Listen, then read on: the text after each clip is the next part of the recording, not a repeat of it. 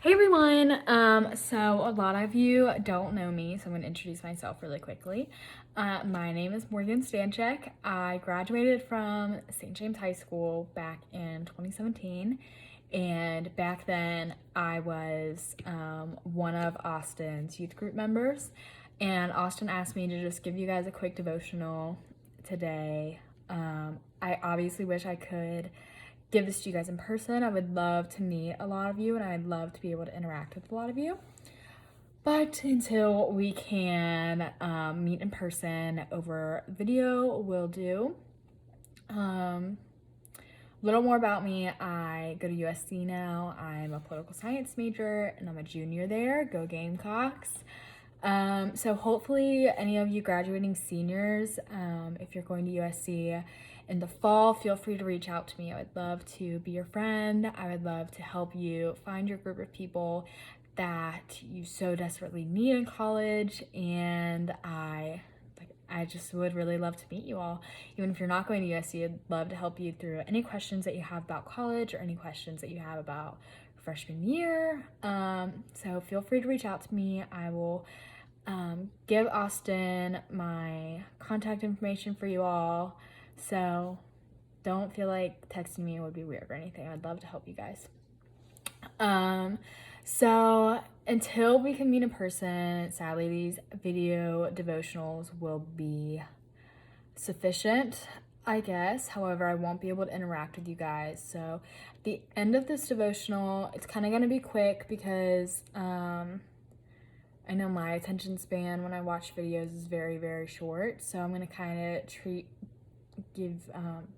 make mine, a little bit shorter for you guys. But at the end of it, I'm going to give you some questions that I kind of hope you think about throughout the next week or even the next day, however long you want to think about them. I don't really care. What we're going to talk about today is how God promises that everything will work out for us and everything will work out good and well for us. So with that being said, I'm going to open it up with a reading from Romans chapter 8, verse 28, which I'm sure a lot of you have heard. It says, "And we know that in all things God works for the good of those who love him, who have been called according to his purpose."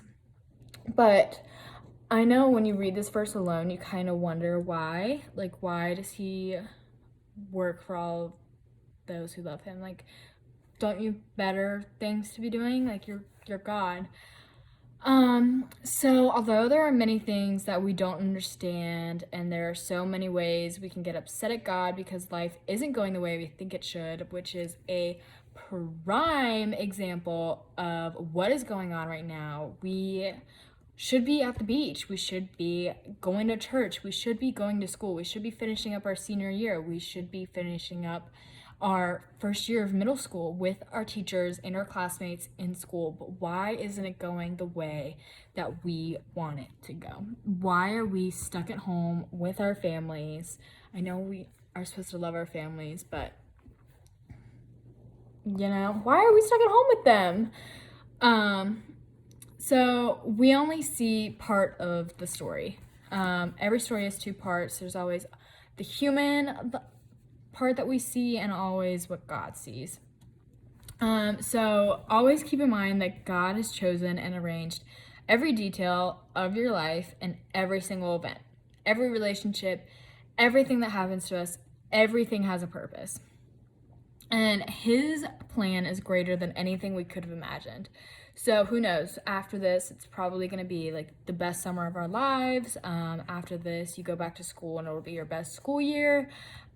Maybe your grades now or while doing online school will be better than if they were in person, and that will work out for the best for you. So every line of your story from beginning to end will point to the magnificent, mind-blowing love of your God and you and all his people.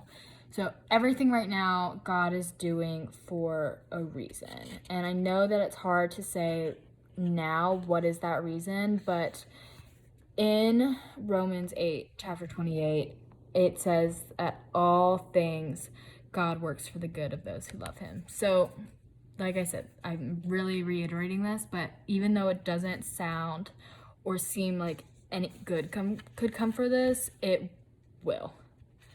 And also, God is hearing our prayers and everything that we're going through right now, and he will answer us. I know that right now it doesn't seem like he will, but he will. It may not be the answer that you want, but it'll be an answer that will work out for the best for you. In Matthew chapter 7, verses 7 and 8, it says, "Ask and it will be given to you, seek and you will find, knock and the door will be open to you. For everyone who asks receives, the ones who seek find, and to the ones who knock, the doors will be opened." So, if God is a loving father with the ability to give his children incredible things, why doesn't he? Or in general, why doesn't he place everything that we want in our fingertips right when we want them? In this promise that God gives us in Matthew, it says that God promises that we will find what we're looking for, or if we'll submit to the process of asking, seeking, and knocking. In this course, and asking and receiving and seeking and finding, knocking and opening and asking and really praying for what we want, God helps us comprehend the depths of his fatherly love and giving nature. We can't be entitled or ignorant of his blessings, and we are now fully aware of our needs as children and his provisions as a good father. So, few questions that you guys can reflect on after knowing this, and knowing that even though it's not good right now and we're stuck in our houses with our families, it's really not that bad, but it's not what we want. Think and ask yourselves, can you think of a time when something bad turned out to be good for you? What's one area of your life where you struggle most to believe this promise? And what one step can you take to help you see God's good purpose in your life? And a few other questions kind of about God answering us. So what are you asking God for? So other than material possessions, what do you want from God? What is God not giving you that you want? And what now are you taking for granted that you were once grateful for? So those are a good few questions to ask yourself after this. I know, like I said, I know that this is not ideal scenario, but know that God is hearing us and God will answer us eventually, and everything will work out. Everything will be exactly how it was supposed to work for us. Until then, enjoy your online classes, online church, online everything.